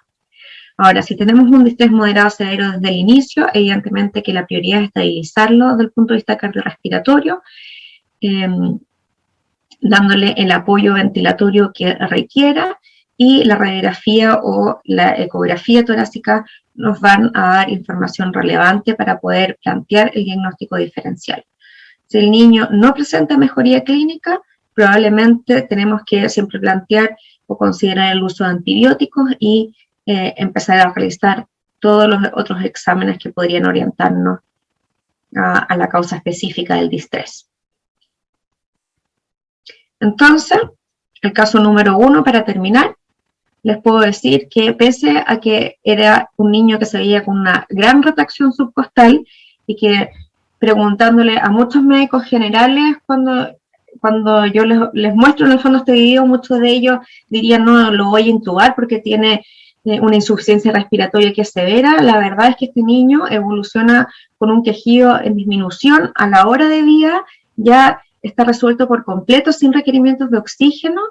Se le tomaron igual gases porque estuvo en transición que resultaron completamente normales, y con esta radiografía que muestra esta distribución tal vez de leve opacidad periliar, pero muy difusa, que la verdad no permite hacer un diagnóstico claro. La presencia de una pequeña cisuritis que nos podría orientar el diagnóstico, pero como teníamos todas las herramientas, le hicimos una ecotorácica que mostraba ausencia de las líneas A, predominio de las B, que es muy patognomónico de la taquipnea transitoria. Por lo tanto, este niño se va con su madre y así como lo vimos en el video, era un distrés secundario solamente a un pulmón húmedo. No así el caso clínico número 2, en que el recién nacido a la media hora evoluciona con compromiso hemodinámico muy perfundido, empieza a aumentar los requerimientos de oxígeno de ingreso, con un distrés que fue muy marcado, que incluso requiere intubación. Los gases mostraban acidosis metabólica, los otros exámenes orientaban un cuadro de infección bacteriana, y vemos aquí esta radiografía con un gran compromiso parenquimatoso, en que hay casi velamiento, ¿no es cierto?, del pulmón izquierdo, y una ecotorácica que mostraba consolidaciones a nivel pulmonar e incluso un pequeño derrame pleural. Y el diagnóstico acá era bastante evidente, estábamos frente a un niño séptico que estaba evolucionando con un cuadro de neumonía. Eso es todo, muchas gracias.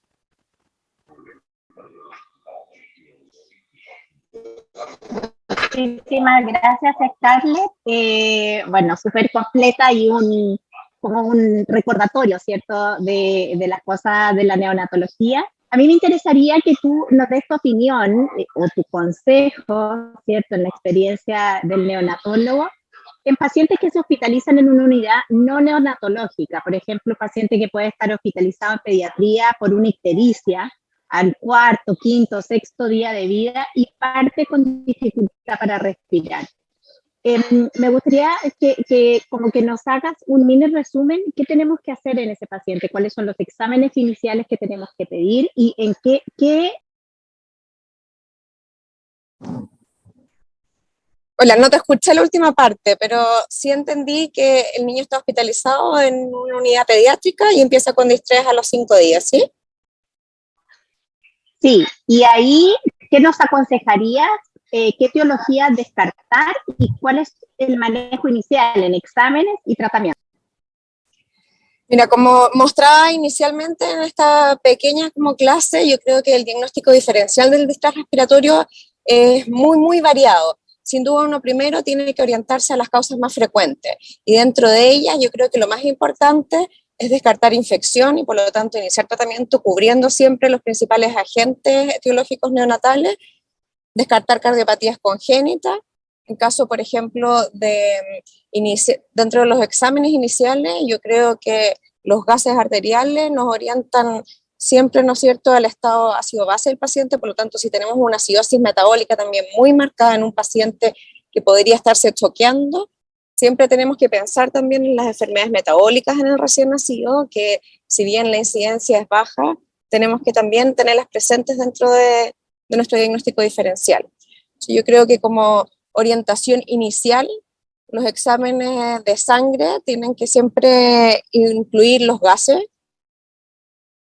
hemograma PCR, y hoy día la eco como point of care en el paciente, en el neonato, es fundamental, porque ahí, si bien, ¿no es cierto?, nosotros como neonatólogos no podemos hacer un diagnóstico anatómico, sí, en general hacemos un screening para descartar cardiopatías, podemos descartar las principales cardiopatías que pueden presentarse dentro de los primeros días de vida, drenaje venoso anómalo total, una transposición de grandes vasos, descartar la hipertensión pulmonar y orientarnos también en la ecotorácica, como para poder tener un diagnóstico. Entonces, me parece cada vez más importante que nos vayamos formando con estas herramientas también. y sin duda que la clínica nos orienta, los antecedentes son fundamentales y la radiografía sigue siendo el gold estándar. Perfecto, muchísimas gracias Scarlett por tu tan completa presentación y por acompañarnos en esta jornada de nuestro curso de actualización en pediatría. Muchas gracias Ahora a ustedes. de nada, encantado. Ahora vamos a seguir con nuestra última charla de temas breves. Acá está a cargo de la doctora María Eugenia Arancibia, ella es gastroenteróloga infantil. También se ha desempeñado muchos años en lo que es la pediatría hospitalista y nos va a mostrar algo sobre la alergia alimentaria. Vamos con la charla de la doctora Arancibia.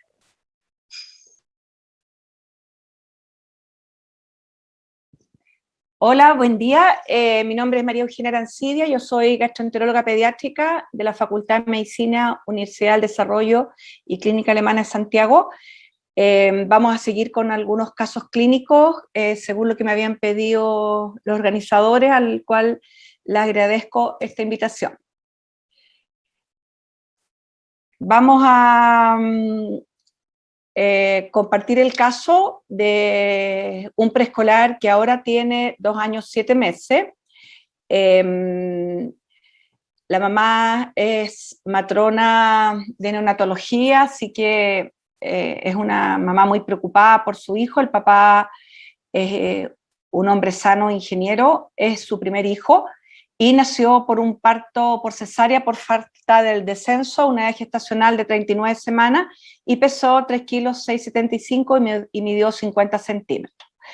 Desde el primer mes de vida estaba exclusivamente con lactancia materna y presentó en forma secuencial inicialmente dermatitis, después apareció una diarrea mucosa, desde la 5ª semana un cólico abdominal que no lo dejaba descansar bien, tenía mal dormir día y noche, por lo que su pediatra sospechó una probable alergia a la proteína de leche de vaca, iniciando una dieta de eliminación, y posteriormente se hizo una contraprueba confirmándose el diagnóstico. Estuvo bastante bien y al 5º mes, por un mal incremento ponderal, se deja como relleno una fórmula aminoácidica por la cual el niño tiene una muy buena tolerancia. Al 6º mes se inician sólidos y todo esto monitorizado por su pediatra, y empieza una papilla con pollo, con zapallo camote y aceite de canola, presentando una regular tolerancia, principalmente por dermatitis. Al 7º mes ingiere una sopa puré al cual había agregado otros alimentos como arroz, zapallo italiano y acelga, y presenta 40 minutos por la ingesta 8 vómitos explosivos, lo cual no era un síntoma predominante en la alergia de este paciente, asociado a palidez y compromiso de conciencia. La madre lo lleva en forma rápida a urgencia, donde se diagnostica una hiperemesis, se le toma glicemia, que fue normal, de 90, gases en sangre venosa y electrolitos plasmáticos que son normales. Rápidamente el niño, casi llegando a la urgencia y administrándole un suero endovenoso, suero fisiológico, se recupera, y también se recupera el compromiso del estado general que había presentado, por lo que se da de alta a su casa. En ese entonces, ya al 7º mes, consulta con gastroenterólogo de nuestra clínica, y por la historia en que había sido un vómito, según el relato de la madre, asociado a los sólidos, se indica suspender los sólidos y se hospitaliza para una contraprueba y de una observación de una tolerancia de alimentos, hospitalizado por básicamente el cuadro clínico que había presentado previamente, y esto que había llegado a tener casi con compromiso de conciencia, palidez y una muy mala tolerancia a los alimentos. Durante su hospitalización estuvo como 5 días hospitalizado, hicimos prueba de frutas y el paciente lo tolera muy bien, y como indicación habíamos dejado durante esta prueba de tolerancia oral metilprednisolona y ondansetron y suero fisiológico según algún evento de vómitos como había presentado anteriormente. La mamá, por la sospecha de que ella pudiera haber comido algo que le hubiese hecho mal a nuestro paciente, también decide suspender la lactancia materna, por lo que se mantiene con una fórmula aminosídica, y como diagnóstico hicimos el diagnóstico de una enterocolitis inducida por proteína. En forma ambulatoria realizamos varias pruebas de tolerancia oral de algunos alimentos. Lo que estuvimos haciendo en ese entonces era que la mamá estaba dentro de nuestro servicio, en una salita en nuestro servicio de pediatría, y ahí hacíamos prueba de tolerancia oral, y con lo cual pudimos agregar varios alimentos de alimentación sólida. Al año de vida, y después en realidad la mamá empezó a probar, porque ya había empezado a tolerar más alimentos, a probar los alimentos en casa. Al año incluimos vacuno en su ingesta, y nuevamente en casa presentó episodios de 6 vómitos, diarrea, sudoración, sin compromiso de conciencia ni palidez, y lo que se hizo fue, según las indicaciones que habíamos dejado a la madre, usar ondansetron de dispersión bucal, con lo cual remitieron los vómitos. El niño evolucionó bastante bien incorporando otros alimentos, pero siempre con mucho cuidado, en forma paulatina, evaluando que reciba una adecuada alimentación, y al año 3 meses se diagnostica un trastorno del espectro autista, y en ese entonces estuvimos un poco abocados también a su estudio neurológico, evaluación de test del desarrollo, etcétera, por lo que decidimos no aumentar mucho la ingesta de alimentos, porque preferimos ahondar más en este trastorno, sobre todo con el manejo de fonoaudióloga, terapeuta ocupacional y neurología. Al año 7 meses se incorpora al PAVO, y tuvo que consultar al servicio de urgencia, ya que presenta vómito, diarrea, palidez y decaimiento, y los vómitos no remitían con la ingesta, con el uso de ondansetron dispersable bucal, por lo cual se consultó en urgencia. Evoluciona con una tolerancia más o menos relativamente buena, pero bastante lenta, de alimentos nuevos, porque si tenía algún cuadro respiratorio no hacíamos contraprueba. Por otro lado, si empezó a ir al jardín, tampoco, esperamos un rato sin hacer prueba de tolerancia oral a alimentos, etcétera, pero a los 2 años y medio presentó 10 vómitos explosivos a las 4 de la mañana. Él había tenido su última ingesta de sólidos a las 7 de la tarde, y consulta al servicio de urgencia sin antecedente de ingesta de ningún alimento nuevo. La mamá le administra isofran y no remite los vómitos, y llegando al servicio de urgencia se indican corticoides e isofran endovenoso, y se da de alta. Reconsultó al otro día al servicio de urgencia por persistencia de vómito, y apareció de diarrea. Era una diarrea bastante líquida, sin mucosidad, sin sangre, y la mamá refiere que no había antecedentes de nuevo alimento en la ingesta, y por otro lado, que el abuelo estaba con diarrea y vómito. Se hospitaliza sospechando que puede ser de nuevo alguna alergia alimentaria, pero por la historia, y también porque había sido muy alejada después de la ingesta de sólido, los vómitos y la aparición de diarrea, y su abuelo con diarrea, solicitamos un FilmArray intestinal, y resultó tener un norovirus. La intención de mostrarles este caso clínico es que ahondemos más un poco en algunos cuadros de alergia alimentaria que debieran ser de conocimiento de todos los profesionales de la salud que atendemos niños, y es súper importante tener claro que no todas las reacciones adversas a alimentos son alergia alimentaria. Cuando tenemos una reacción adversa a alimento no inmune mediada, ya sea por un trastorno metabólico, farmacológico, tóxico, u otro, por ejemplo, como los sulfitos, no son mediados inmunes, y solamente vamos a hablar de alergia alimentaria cuando el mecanismo es inmune mediado. Y en esto tenemos inmunomediados por IgE, con los cuales tenemos test como el PRIC test o la IgE específica, alimentos que nos ayudan en el diagnóstico, y también un gran grupo que son los no mediados por IgE. Hay algunos pacientes que tienen cuadros mixtos y otros que tienen mediados por células. El diagnóstico de una alergia alimentaria no mediada por IgE requiere de una historia clínica detallada. Es muy importante dedicarle mucha atención a la historia que cuentan los cuidadores.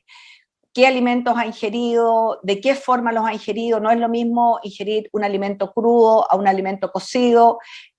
¿Cuántas veces lo ha ingerido? ¿Ha tenido respuestas inmediatas, las que se desarrollan entre 1 a 2 horas de la ingesta, o son más tardías? ¿Y qué síntomas tienen? Por otro lado, es indispensable para el diagnóstico realizar una prueba de eliminación del alimento sospechoso y luego un test de provocación oral, o también llamado por nosotros contraprueba, para el diagnóstico. Quiero ser enfática en que no debemos olvidar de hacer las contrapruebas. Esto es indispensable para el diagnóstico de certeza. No es bueno diagnosticar como alérgicos a niños que no son alérgicos, y por otro lado, no es bueno no hacer el diagnóstico de alergia. Entonces es indispensable, ya que no tenemos un test diagnóstico específico, que hagamos la contraprueba.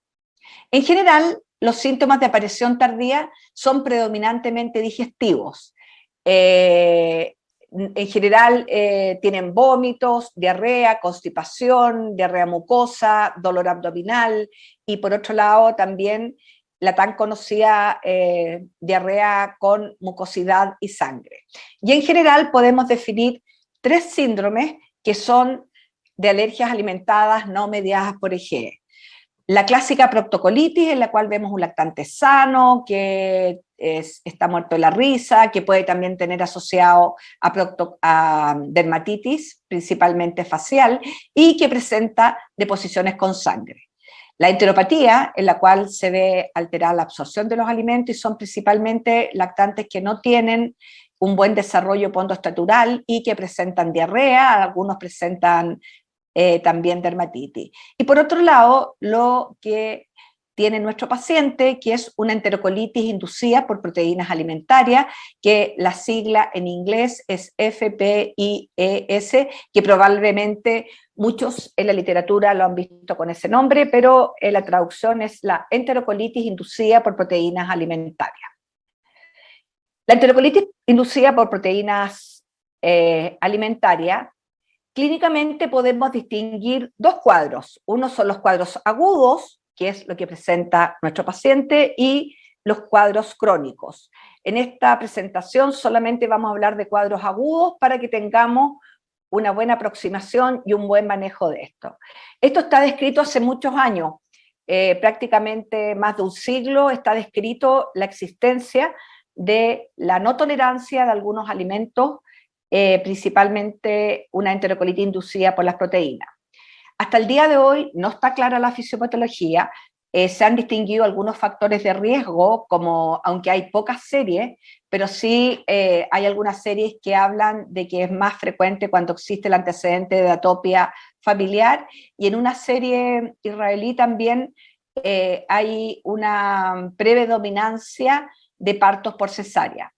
En algunas series también es más frecuente en hombres, con una prevalencia de 60% en hombres, 40 mujeres, pero la prevalencia en general en los distintos países no está bien clara, y en Chile tampoco tenemos datos de cuál es la prevalencia. Probablemente, creo yo, que se debe a que no se visualiza claramente estos cuadros por falta de sospecha, diagnóstico de esta patología. Desde principios del siglo XXI se ha intentado hacer algunas normas en cuanto a cuáles son los criterios diagnósticos de enterocolitis inducida por proteínas agudos. Y esto tiene primero un criterio mayor, el que es obligatorio de observar en el paciente. ¿Qué pasa en los pacientes? Hay vómitos en el periodo de 1 a 4 horas después de la ingesta. Nuestro paciente habitualmente tiene los vómitos en la primera hora post ingesta. Los vómitos son habitualmente vómitos difícil de inhibir, abundantes, principalmente empiezan a vomitar lo que comieron y posteriormente tienen vómitos más bien de contenido gástrico, pero característicamente hay ausencia de síntomas clásicos de alergia mediada por IgE, como son los síntomas cutáneos o los síntomas respiratorios. Y en eso debemos ser súper claros en la historia. Si nos cabe duda de que pudiera ser alguna alergia mediada por IgE, podemos pedir IgE específica y estas son negativas, a pesar de que el vómito es de inicio precoz. Existen también criterios menores que al menos deben existir junto al criterio mayor, 3 de estos. De los criterios menores tenemos que tener, a veces tenemos el antecedente de un segundo o más episodios de vómitos después de ingerir el alimento, y eso lo preguntamos en forma retrógrada a nuestro paciente. En el primer episodio, cuando diagnosticamos a este niño, no tenía episodios previos, los vómitos no eran síntomas recurrentes en su alergia. Por otro lado, siempre son vómitos repetidos y también puede existir alergia a otro alimento. Por ejemplo, nuestro paciente ya había presentado alergia al arroz, después presentó al vacuno y también tiene otros alimentos que aún no tolera. Puede estar asociado a letargia. Es muy notorio la palidez marcada de estos pacientes que, a pesar de no perder tanto volumen, uno los ve muy pálidos y eso hace asustar mucho a los cuidadores, principalmente a los padres. Existe también el antecedente de acudir al servicio de urgencias, principalmente por la palidez, por los vómitos, etc. Muchas veces necesitan el soporte de líquidos intravenosos, como ha presentado nuestro paciente, y en las 24 horas post ingesta aparece una diarrea que normalmente ocurre entre 5 a 10 horas. Nuestro paciente habitualmente presenta entre 6 a 8 horas post ingesta. Se asocia también a hipotensión y por otro lado también se produce, y no se sabe por qué, hipotermia. Es muy importante que tengamos una sospecha diagnóstica cuando nosotros evaluamos, sobre todo la gente que se dedica a urgencia o también en la consulta ambulatoria, en la descripción del cuadro por los cuidadores, porque eso hace el diagnóstico. Hemos visto que en general los alimentos desencadenantes de este fenómeno son distintos según a los lugares geográficos donde habiten los pacientes. En Sudamérica no existe ningún reporte de cuáles son los alimentos más frecuentes, pero si ustedes ven, tanto en Estados Unidos, Australia, Reino Unido, Israel, Subcorea, España, Italia, el alimento más frecuente de producir este síndrome es la leche de vaca. Nuestro paciente nunca hizo con leche de vaca este cuadro, pero sí tenía una proctocolitis por leche de vaca. Segundo, en Estados Unidos y en Corea está la soya, el arroz en algunos países y probablemente es muy frecuente tanto en España como en Italia el pescado, básicamente porque los niños por la dieta mediterránea comen mucho más precozmente que en otros países pescado. Entonces, este fenómeno se puede dar por cualquier alimento y debemos sospecharlo generalmente por la producción de leche, por la ingesta de leche de vaca. Después está la soya, pero acordarse que cualquier alimento puede producir o desencadenar este cuadro clínico. ¿Qué debemos saber en el manejo de la crisis aguda? Uno, que el ondansetron es un buen antiemético. Personalmente a los pacientes que ya tienen más experiencia, los padres y todo, yo les indico usarlo inicialmente en la casa, usar la fórmula dispersable oral, o también puede ser en un servicio de urgencia si ustedes ven que el paciente está estable y está bien. Pero si es necesario debemos usarlo en forma endovenosa con una dosis de 0,15 miligramos por kilo dosis, y acordarse que el ondansetron está autorizado en mayores de 6 meses. Por supuesto hay que corregir el shock, básicamente con suero fisiológico, con 20 ml por kilo, los bolos que sean necesarios. También está indicado el uso en una crisis más severa de metilprednisolona, 1 miligramo por kilo, usando un máximo de 60 a 80 miligramos por dosis. Monitorizar y corregir electrolitos y ácidos base. En algunos casos se ha visto que existe metahemoglobinemia y sobre todo en los reportes de los españoles, nosotros en nuestro grupo hemos visto solamente un caso de metahemoglobinemia, pero de todas maneras es importante sospecharlo en estos casos y corregirla. Y en general, estos niños tienen que ser observados, ya sea hospitalizados, transitorios o en el mismo servicio de urgencia cuando sea permitido. Debe ser observado por lo menos 4 o 6 horas, porque lo más habitual es que después de pasar 6 horas, asegurando la tolerancia oral, el cuadro remite. Nuestro paciente, cuando llegó por segunda vez a la urgencia, no toleraba la ingesta oral, a pesar que en todos los otros episodios sí lo había tolerado. Entonces, como mensaje de esta presentación, es importante decirles, primero, que el diagnóstico de enterocolitis inducido por proteínas, tanto agudo como crónico, pero en este caso solamente hablamos del agudo, es clínico.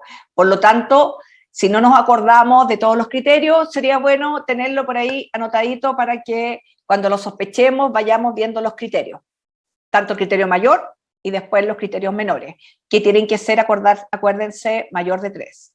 Y por otro lado, que los pacientes portadores de enterocolitis inducido por proteína pueden presentar otros cuadros clínicos comunes. Entonces, no todo vómito en estos pacientes es por este cuadro. Evidentemente, en este caso, lo importante era la historia, como por ejemplo, la mamá era categórica, una mamá súper entrenada, que está, de hecho, estuvo 1 año y medio cuidando a su hijo en casa. La mamá era categórica en decir que los vómitos habían empezado a las 4 de la mañana y el niño había tenido la última ingesta a las 11 de la noche. Segundo, los vómitos no remetían y la tolerancia oral no remitía después de las 4 horas.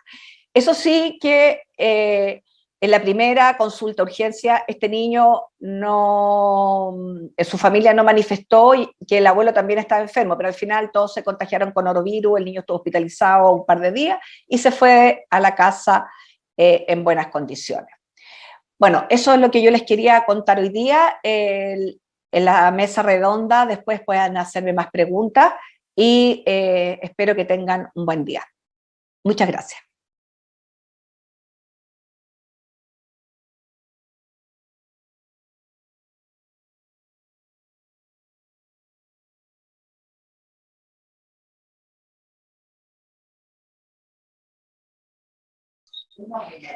Muchas gracias, María Eugenia, por esta excelente presentación. La verdad es que es uno de nuestros temas, ¿cierto?, que se repiten. Así que a mí me gustaría como darle prioridad o que nos hagas, nos des tu opinión sobre la importancia de trabajar en equipo, porque el paciente que contaste consultó en urgencia, estuvo hospitalizado, se veía de forma ambulante. Si uno no trabaja en equipo, pueden perderse en el diagnóstico y en el manejo adecuado. Entonces, me gustaría que nos dieras tu opinión sobre la importancia que tiene el poder trabajar en equipo y conocer bien la historia clínica de cada paciente.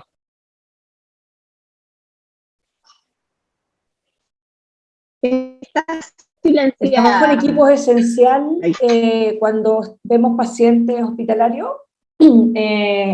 Nosotros tenemos la suerte en la clínica en que nos conocemos y somos hartos y hay de todas las especialidades. Pero sobre todo en patologías como la alergia alimentaria, que importa tanto el acercamiento con los pacientes, el relato a los padres, que obviamente en un servicio de urgencia a veces pues, uno no tiene tanto tiempo, es muy importante. Y de hecho, cuando a mí me llama alguno de los residentes, ya sea de neo, de hospitalizado, de la urgencia, siempre el teléfono se contesta. Pero la intención mía en este caso era como sensibilizarnos, por lo menos en lo que yo conozco de Chile y Latinoamérica, este cuadro no ha sido bien visualizado. O sea, como que no se pierde. Y uno puede tener mejores prácticas clínicas si todos los que trabajamos con niños, que son todas las madres, las matronas, las enfermeras a nivel primario, etcétera, tenemos más conocimiento. Pero sin lugar a dudas, los especialistas tenemos la obligación de sensibilizar y empoderar un poco en el sentido de que los padres conozcan sus patologías y por otro lado tener un contacto fluido y frecuente con los especialistas.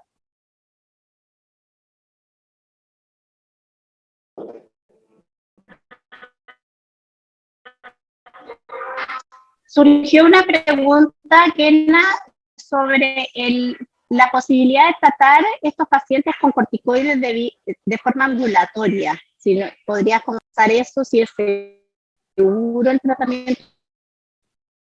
Ya, lo que pasa es que en la alergia alimentaria el gold standard del tratamiento es eliminar el producto que produce la alergia. Sí, siempre requieren hospitalización en la pregunta. Claro, y en esta enterocolitis existen recomendaciones, no hay una norma, pero sí hay recomendaciones que, primero, tiene que hacerse la prueba de tolerancia oral en un lugar seguro, y por eso no podíamos nosotros hospitalizar a este niño cada rato. Entonces lo que hacíamos es que mientras yo estaba en la clínica, el niño estaba por ahí cerca y me avisaba. Bueno, eso por una parte. Segundo, la primera medida es usar un dacentrón dispersable oral y en caso de urgencia endovenoso. Y en la casa, si uno quiere remitir la crisis, puede usar corticoides orales y en este caso usamos betametasona a dosis como laringitis, 0,5 ml por kilo con una dosis máxima de 10 ml. Ahora, si después de eso no remite el cuadro, tiene que ir a urgencia. Esa es como la pauta que le dejamos a los padres. Y acordarse que un porcentaje importante tiene diarrea, entonces si tiene diarrea tiene que tener aporte oral con mezcla hidratante. Pero sí está bien hacerlo oral, pero tiene que ser casos seleccionados en que los padres sepan manejar bien el cuadro.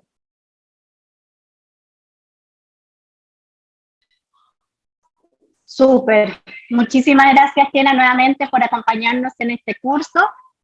Fue súper completa y como